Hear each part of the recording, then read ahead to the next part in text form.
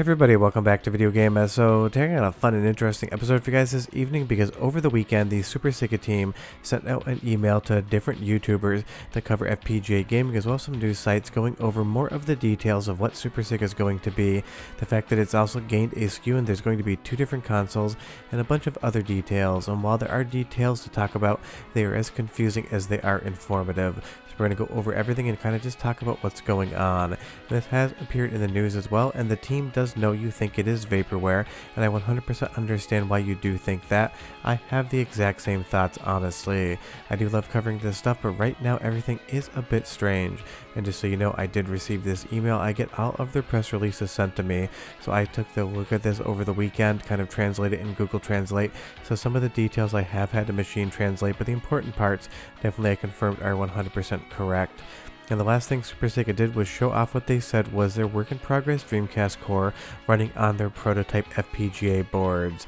And again, when I talked about this, I said I was very surprised that everything looked as good as it did.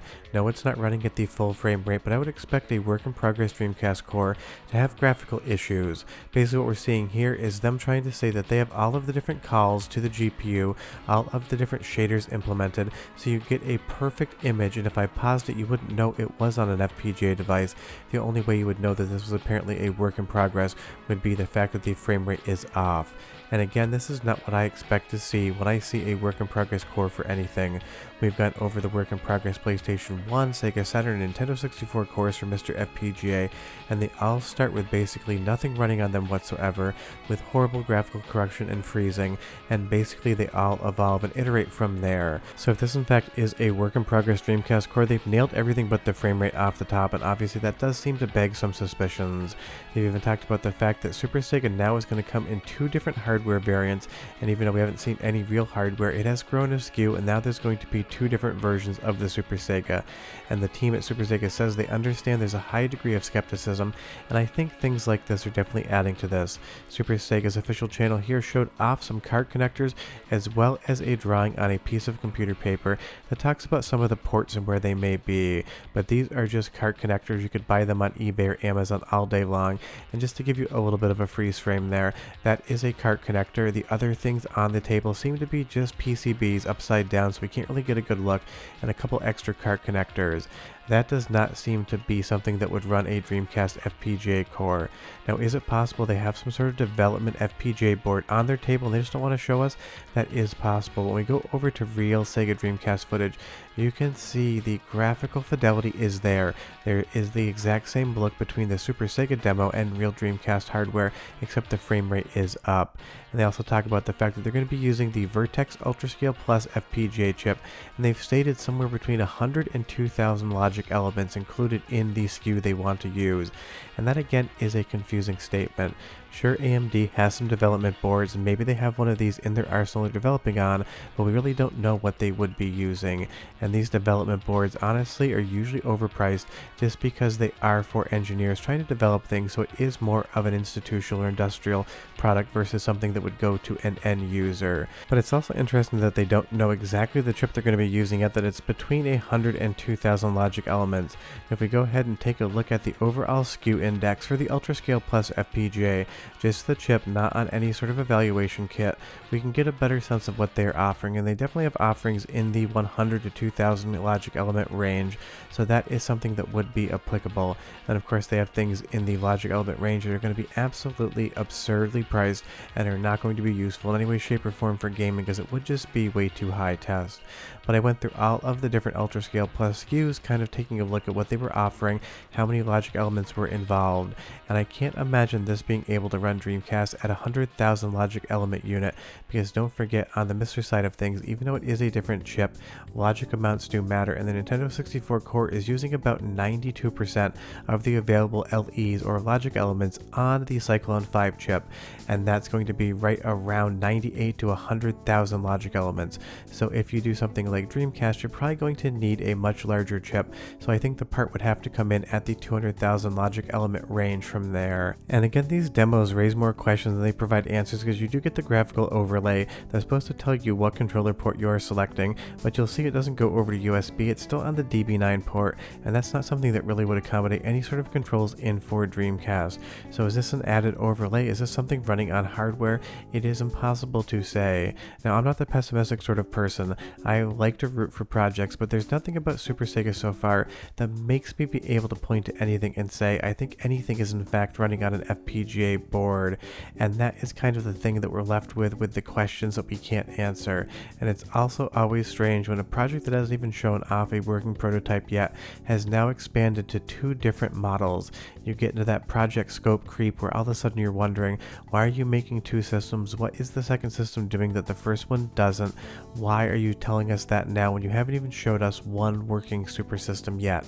That is very confusing. And again, we've seen Sega Saturn running on what they say is their FPGA core, and again, this is something that's almost filling up the Cyclone 5 on MiSTer FPGA, so it's definitely not something that's going to be able to fit a Dreamcast unless they somehow figured out a way to make these cores run at a much smaller logic element footprint than the developers on MiSTer have. And I genuinely do not think that is possible in any way, shape, or form.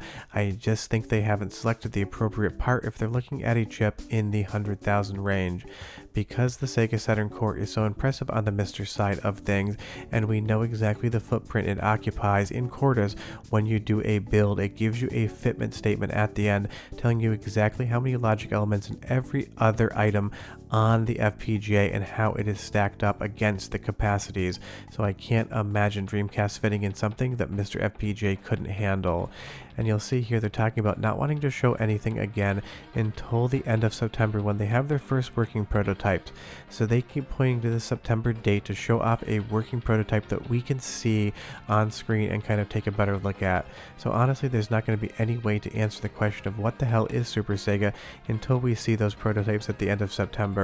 And if it looks anything like the line drawing and those couple of boards and cart connectors on a table, that definitely is not a prototype. They could answer a lot of things right now by just putting whatever development system they're using on a table, hooking it up to a television, and controlling it with a controller, but they don't seem to want to do that, and you can kind of infer from that what you will. Again, I'm not the pessimistic type of person. I'm not trying to say this is vaporware yet. It just doesn't really seem to make any sense to me or anybody else. But leave me a comment down below and tell me what you think, because again, seeing Dreamcast footage running with no graphical issues whatsoever, just at a lower frame rate, is not what I would expect to see. And they talk about the fact that people think that this is going to be vaporware.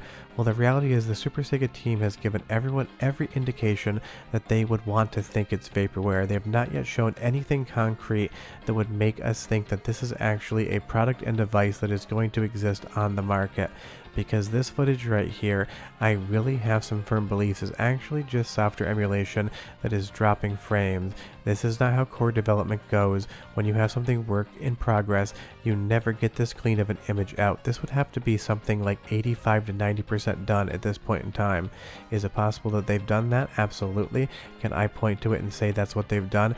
Absolutely not. Stuff like the Master System and Sega Genesis, that makes sense. The footage is a little bit weird again, but honestly, we have cores for these things. It wouldn't be hard for a decent coder to replicate a new core for Master System and Sega Genesis, but the talent required to do something like Sega Saturn or Dreamcast is going to be a huge jump up indeed. And again, I just don't really understand what the Super Sega team is trying to do here. If they're worried about people thinking this is vaporware, just show people something that would make them think it wasn't vaporware. Just give them an example of the hardware you're running, show them something tangible in front of them on a camera so they can get a better understanding of what we're looking at, because this overlay with the controller ports indicated with some games running at some lower frame rates than you would expect really isn't convincing us of anything other than the fact that we're watching footage from some source that we cannot determine. And again, the Dreamcast hardware is so complex compared to Nintendo 64, PlayStation 1, or Sega Saturn, it really begs the question, is this something that is real? Is it a product that is going to come to market? Because at this point in time, honestly, I haven't seen anything that convinces me that it is going to. And again, I'd love to be proven wrong. I hope they just have a very bad marketing team behind this entire project, because questions like how they're going to read GD-ROM still remain.